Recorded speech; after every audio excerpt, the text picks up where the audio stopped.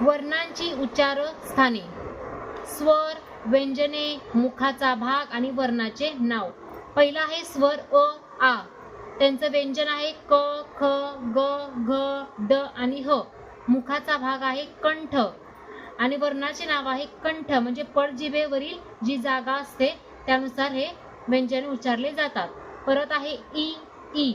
च, छ, ज, झ, त्र, य आणि श.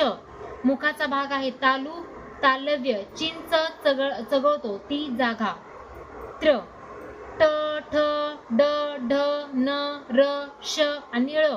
मुखाचा भाग आहे मृधा, मूर्धन्य, कंठ व तालू यांच्यातील जागा.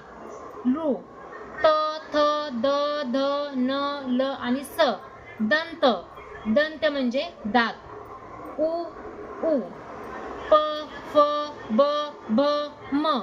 मुखाचा भाग आहे ओष्ठ, ओष्ठ म्हणजे ओठ. ए, ए, ऐ, ए. कंठ आणि तालू, कंठ तालव्य, कंठ प्लस तालू. ओ, औ. कंठ प्लस ओष्ठ, कंठोष्ठ, कंठोष्ठ, कंठ आणि ओठ. व्यंजन आहे व. दंत प्लस ओष्ठ, दंतोष्ठ, दात आणि ओठ. परत व्यंजन आहे च, छ, ज, झ. मुखाचा भाग आहे दंत प्लस तालू, दंत तालव्य, दाताच्या मागील भाग.